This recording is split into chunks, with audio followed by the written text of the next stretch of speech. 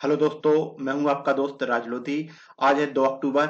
हम current affair discuss करेंगे और सबसे पहली न्यूज महात्मा गांधी इंटरनेशनल सैनिटेशन कन्वेंशन के बारे में है। दोस्तों, आज 2 अक्टूबर है। आज गांधी जी का 150वीं वर्ष बर्थ एनिवर्सरी है। तो ministry of drinking water and sanitation के द्वारा महात्मा गांधी इंटरनेशनल सैनिटेशन कन्वेंशन को सेलिब्रेट किया जा रहा है। हमारी कंट्री में 2 अक्टूबर 2014 को स्वच्छ भारत मिशन लॉन्च किया गया था, जिसमें बात की गई थी कि हमारी कंट्री में जो क्लीनलीनेस है उसको प्रमोट करना था, हमारी कंट्री को ओपन डेफिकेशन फ्री करना था, साफ सफाई को बढ़ावा देना था। तो इसी को लेके आयोजित की जा रही है महात्मा गांधी इंटरनेशनल सैनिटेशन कन्वेंशन। इस कन्वेंशन में जो 70 कंट्रीज हैं, इसके जो वेरियस डेलीगेट्स हैं वो इंडिया में आएंगे और उनको गुजरात में गांधी ट्रेल पर भी ले जाया जाएगा। इसके अलावा हमारी कंट्री ने स्वच्छ भारत मिशन में जो भी परफॉर्म किया है उसका शोकेस किया जाएगा, सक्सेस स्टोरीज को शेयर किया जाएगा। इसके अलावा जो वेरियस डेलीगेट्स हैं उनके साथ फेस टू फेस डायलॉग होंगे और जो बेस्ट एक्सपीरियंस हैं उनको शेयर किया जाएगा। सस्टेनेबल डेवलपमेंट गोल जो कि हमको 2030 तक अचीव करना है, उसमें सस्टेनेबल डेवलपमेंट गोल का जो गोल 6 है उसमें भी बात की गई है कि हर एक पर्सन की सैनिटेशन तक कवर होनी चाहिए, उसकी पहुंच होना चाहिए और जो वेस्ट वाटर है इसको प्रॉपर्ली रिसाइकिल करके इसको रीयूज किया जाना चाहिए।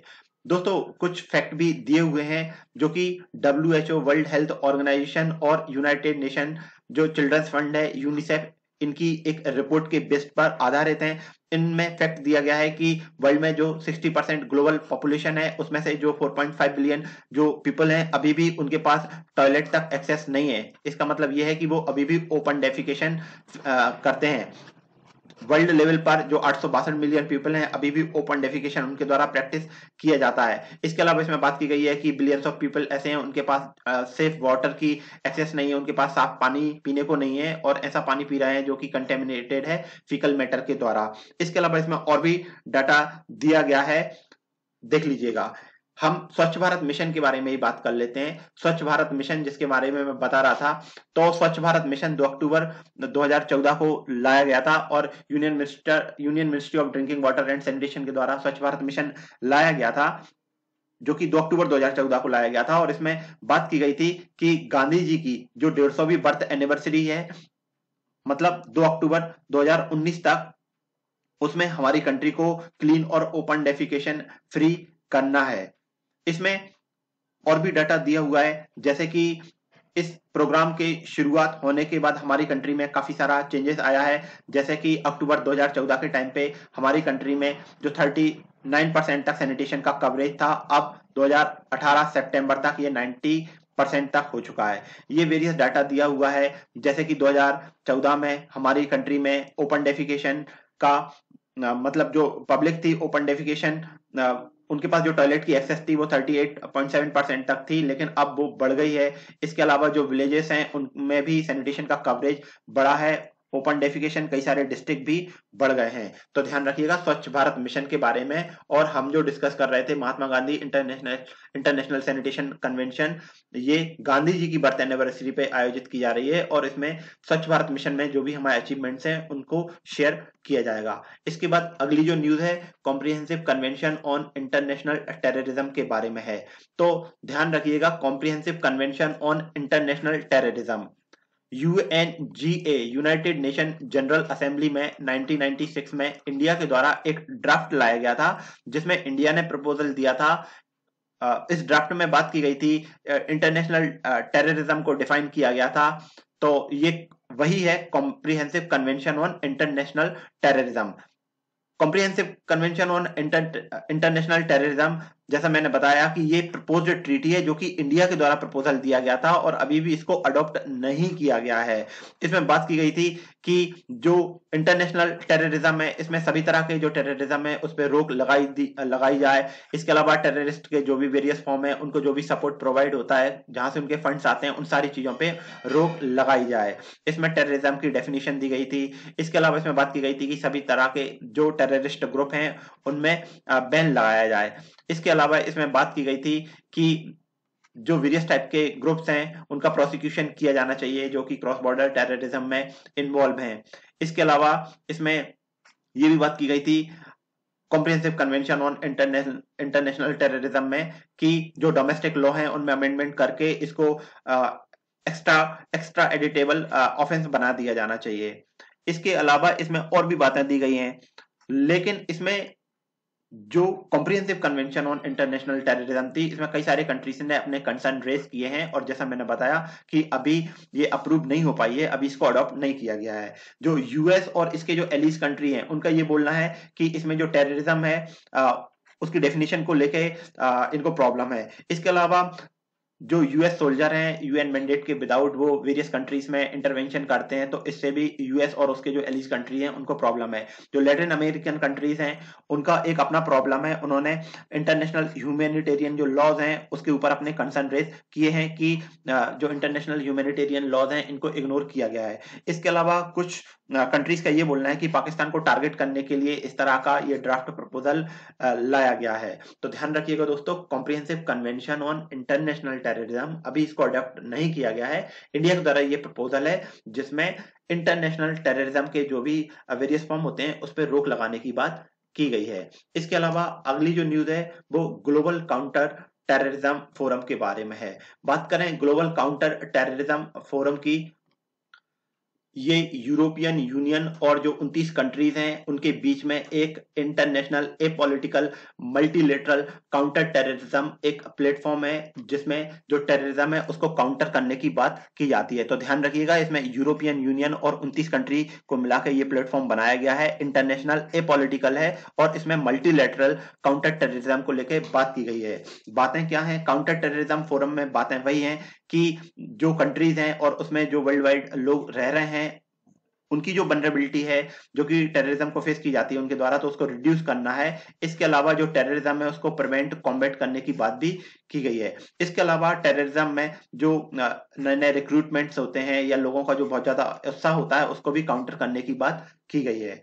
तो ध्यान रखिएगा, global counter terrorism forum, question ये पूछा जा सकता है कि ये किस ऑर्गेनाइजेशन से जुड़ा हुआ है, तो आपको ध्यान रखना है ये यूरोपियन यूनियन और 29 अदर कंट्रीज का एक प्लेटफॉर्म है, एक डायलॉग का डिस्कशन का प्लेटफॉर्म है जो कि ऑफिशियली लॉन्च किया गया था 22 सितंबर 2011 को। और जैसे मैंने बताया कि जो GCTF है मतलब ग्लोबल काउंटर टेररिज्म फोरम है, इसमें जो कंट्रीज हैं उनकी कैपेबिलिटीज हैं उसको स्ट्रेंथन किया जाता है ताकि वो लॉन्ग टर्म टारगेट बनाए और जो टेररिज्म है उसको काउंटर किया जा सके। इसके अलावा जो यूथ हैं उनको जो वायलेंट एक्सट्रीम आइडियोलॉजीज हैं उसको रोका जा सके।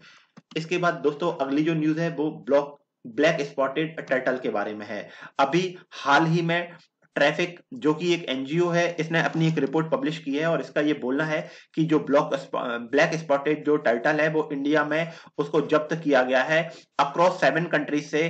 जो साउथ एशिया की 7 कंट्रीज हैं उनसे उन कंट्रीज से इंडिया में ब्लैक स्पॉटेड टर्टल लाया जा रहा है और इंडिया में इसको 29% जो मामले हैं वो इंडिया में देखे गए हैं। बात करें ब्लैक स्पॉटेड टर्टल की, इसको स्पॉटेड पॉन्ड टर्टल भी बोलते हैं। ये मीडियम साइज का फ्रेश वाटर टर्टल है और साउथ एशियन कंट्रीज में ये मिलता है। ये है आपका ब्लैक स्पॉटेड टर्टल और IUCN में इसका स्टेटस वनरेबल है। ध्यान रखिएगा, इसकी स्मगलिंग क्यों की जा रही है? तो एक तो कारण है उसका मीट खाया जाता है और दूसरा एग्जोटिक पेट के तौर पे इसको यूज किया जाएगा। दोस्तों इस टाइप के जो मुद्दे होते हैं मुझे बड़ा बेकार लगता है कि कई सारे जो एनिमल्स रहते हैं उनकी किलिंग सिर्फ इसलिए कर दी जाती है कि वो बहुत ज्यादा कलरफुल होते हैं, लोग ये सोचते हैं कि इनका मीट बहुत ज्यादा अच्छा होगा, ये बेकार लगता है मुझे। बहरहाल ध्यान रखिएगा, ब्लैक स्पॉटेड जो टर्टल है IUCN में इसका स्टेटस वनरेबल है। और इंडिया में बात करें तो ये वेस्ट बंगाल, असम, बिहार, हरियाणा, यूपी, उत्तराखंड, मध्य प्रदेश, पंजाब, राजस्थान, मेघालय, इन सारी कंट्रीज में इन सारे डिस्ट्रिक्ट में, इन सारे स्टेट में ब्लैक स्पॉटेड टर्टल आपको मिल जाएगा। और इंडिया सबसे ज्यादा इसमें इंडिया में स्मगलिंग हो रही है, इसके बाद थाईलैंड, हांगकांग और बांग्लादेश का नंबर है।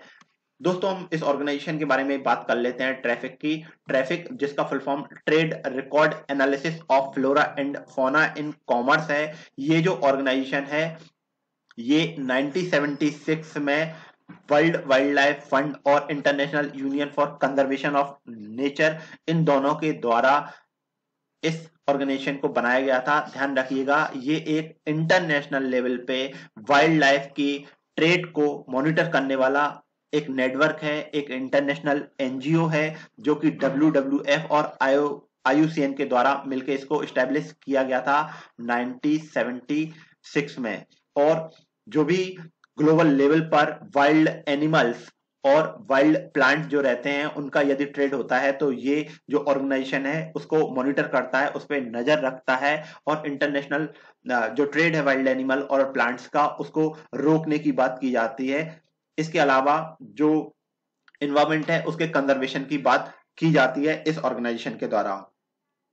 ट्रैफिक के तहत कुछ और भी प्रोजेक्ट चल रहे हैं जैसे कि रेटा, जिसका फुल फॉर्म है reducing trade thirst to Africa. तो ध्यान रखिएगा अफ्रीका और उसका जो सराउंडिंग रीजन है उसमें जो वाइल्ड स्पीसीज हैं, जो इकोसिस्टम है उसमें जो वाइल्ड लाइफ एनिमल है उनका ट्रेड नहीं हो, उसको लेके ही ये जो प्रोजेक्ट हैं ट्रैफिक के द्वारा डील किए जाते हैं। रेटा जिसका फुल फॉर्म था reducing trade thirst to Africa wild species.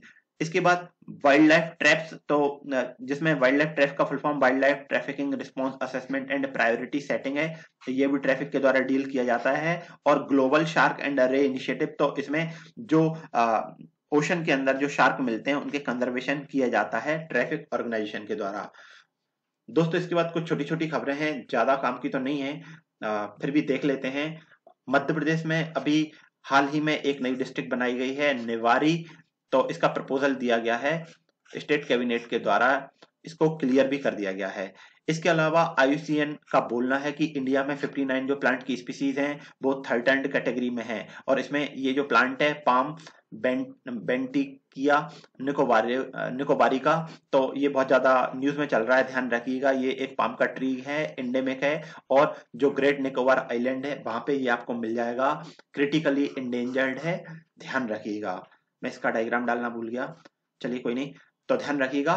Question पूछा जा सकता है पाम बेंटिकिया निकोबारी का ये कहाँ पे है, क्या है, तो ये पाम का एक ट्री है, एंडेमिक है, ग्रेट निकोबार आइलैंड में मिलेगा और ये क्रिटिकली इंडेंजर्ड है। इसके अलावा मध्य प्रदेश में एक काऊ मिनिस्ट्री एस्टेब्लिश की जा रही है। क्या होगा इस तरह से, जो काऊ की इंडिजिनस ब्रीड हैं जो कि एक्सटिंक्शन हो रहा है, अब उनको कंजर्व किया जाएगा।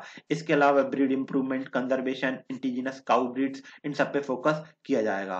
इसके अलावा ध्यान रखिएगा दोस्तों कि जो गुजरात का राजकोट है वहां पे महात्मा गांधी म्यूजियम का इनॉग्रेशन किया गया है।